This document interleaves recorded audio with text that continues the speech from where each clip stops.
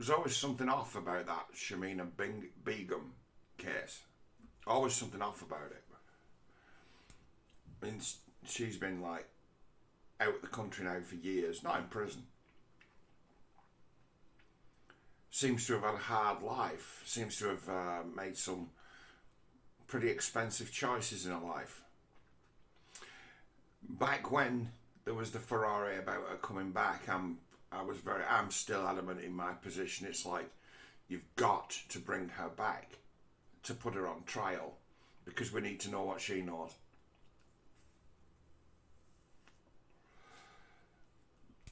You've got to bring her back. It's like, why is this situation different? She's a criminal. She fights for no army, so she's a criminal. So it's like, usually when someone's a criminal abroad, our government go to great lengths to get them back. In her case, they revoked her citizenship. And then you've got to go, hang on a minute, you've opened a can of worms that will last forever, because she'll be able to appeal and appeal and appeal forever because you've broken international law. You can't be a soul with no nation. You can't be a person without a country. So they've kicked her out of the country. It's gone to as high as the Supreme Court, gone as high as the Tony Blair rubber stamp. And our Supreme Court ruling in line with the government and says that yes, the government can unperson someone. But in every other case, you've got a criminal abroad, our government wants to extradite them. They want them to come back. She's on the hook. She should be on trial. She should have gone to jail. And then suddenly, no, we've revoked her citizenship. She's a national security risk. National security risk. So it all goes on the shelf. The government, your old Home Secretary, who's no longer the Home Secretary and had a couple of jobs since, Sajid Javid, it's like that Rochdale guy who nobody here knows. He's made the decision, you've had your citizenship revoked. So I'm like, what about the law? Oh, it doesn't count, she's a terrorist. And then all these fucking twats on your social media all jump on it like good riddance. Like, hang on a minute. You're a taxpayer and fighting off her legal challenges because the government has broken international law, and they'll eventually have to cave. You've given her leave to use, to basically to turn her into a tool that can be used to attack the government with. Excuse me, it's like, yeah, have you seen how many of these fucking lawyers are in business with this immigration thing? Well, you've given them a general massive grievance. It's like, it's so big what you've done. The best lawyers will want a case because they'll want to be able to brag about beating the government. It's like, you don't understand the law, Tory government. It's like, you can't just break the law. It's written down, international law. It's like, you've given them leave to appeal forever until you cave in. So when these people are saying don't let her back in the country, it'd be a matter of, well, they're going to spend millions keeping her out. And it's going to go on maybe for decades. Well, turns out, just for me being someone, it's very fishy that they didn't bring her back. Should have been a bank robber, they'd have wanted her back.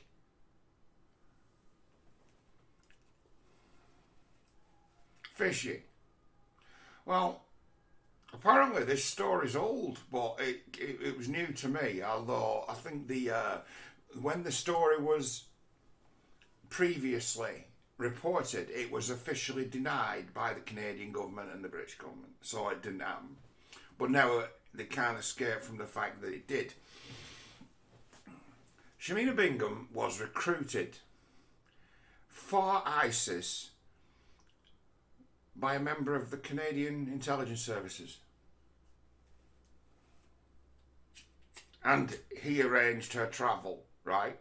There's little girls sat in the bedroom talking up revolution.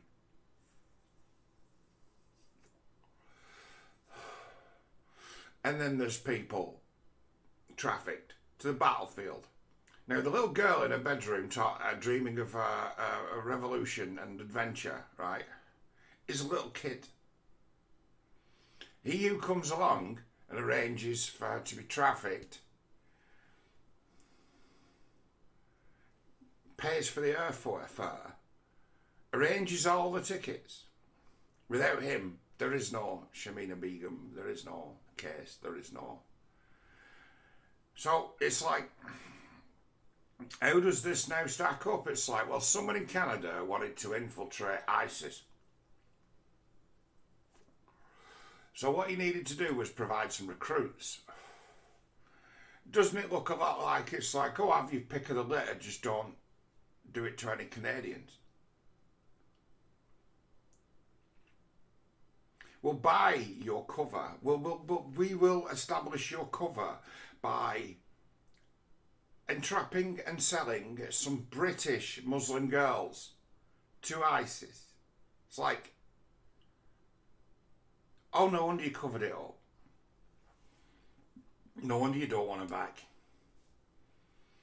You don't want her mouthing off of how she ended up in fucking Iraq in the first place. And it makes sense now. The whole thing makes sense now. It's embarrassing. Who's it embarrassing to? Trudeau.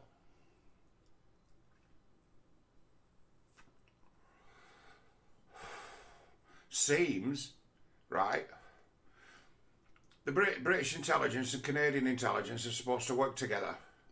But if British intelligence had known what Canadian intelligence were doing, they might have stopped them. But they didn't, because they don't talk to each other. It's a bit quid pro quo, as they say. Or it's perfectly acceptable for our intelligence services and governments to allow foreign governments to recruit assets, spies, in our country to then illicitly transport them abroad. You understand why our government have had a real interest in covering this up and making sure that she never gets into a courtroom. If she got into a courtroom, that might be the end of a few people's careers. It'd make a fucking absolute nonsense of the notion that this government has any kind of control over its citizens or over the actions of foreign actors. Don't seem particularly good at picking up online pimps and groomers, our cops. They go after people who mouth off, but they don't seem to be interested in online groomers and pimps. And the old prevent strategy, or whatever you want to call it, the anti-radicalisation strategy, it doesn't seem to be able to defend so well or help against people getting, in essence, catfished into a war zone. You had that extra, oh, well, she was, a transport was facilitated by a Canadian spy. Excuse me?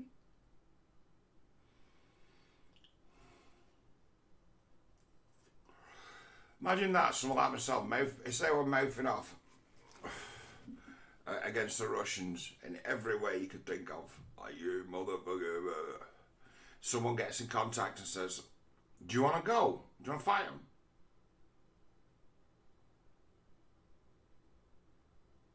It's a bit different than sitting in your house mouthing off about them, isn't it? Becomes something real, but without that person reaching out and saying, well, I can transport you over there. It's nothing, is it? It's just fucking wind. It's just remonstrating. But then someone from the outside gets in contact and offers to smuggle you into a war zone. And you're 15. And they've already got to these girls with the pretty guys, because that's in essence what they've done with them, isn't it? Oh, we'll sort you out with an husband, a fucking warrior. How dumb do you have to be to fall for that? Well, you have to be 15. Who's grooming 15-year-olds and sending them at war zone? The Canadian government. Somewhat off about the ISIS all along, weren't they? I'll still say to this day that I believe that they were as much well, we know where they got the weapons from. That's old. But it's like there's something about them as to the media needed them. they're an Obama creation. An Obama era abomination that used to be able to, their message went far and wide. Their recruitment sort of wave or drive was carried by the media, carried by our media. Our media may well have just had the edge in radicalising people towards joining ISIS. There was a son of a Rochdale councillor was caught on the Turkish border on his way to join ISIS. Nothing was done to him.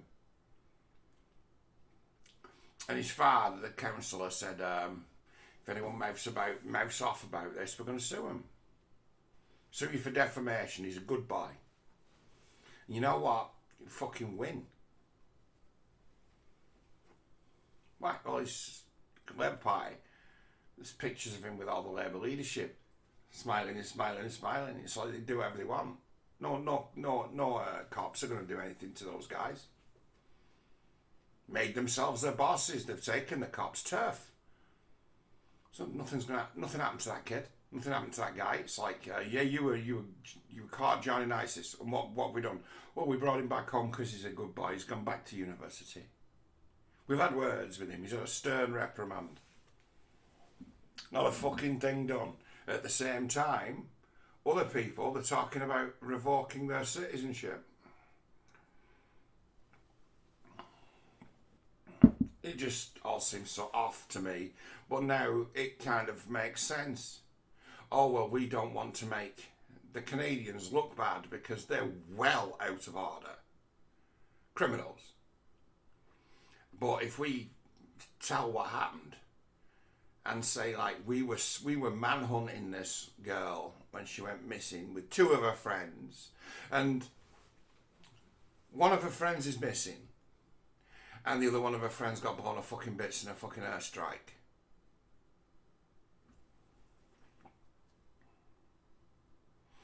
Oh, so it's like the Canadian government are kind of on the hook for a couple of murders?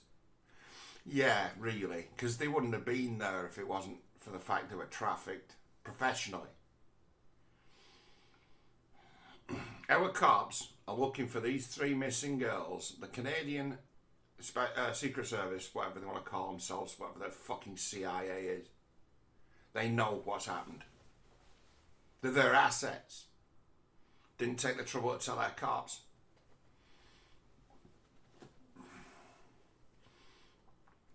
Could have been stopped if they'd have cooperated, but no. They're our assets. We spent a lot of money and time and effort on grooming those girls to get them to join ISIS. To sell our agents cover.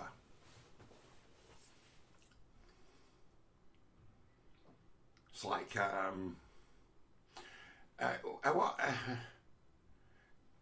does the Canadian government make a habit of using English citizens as patsies?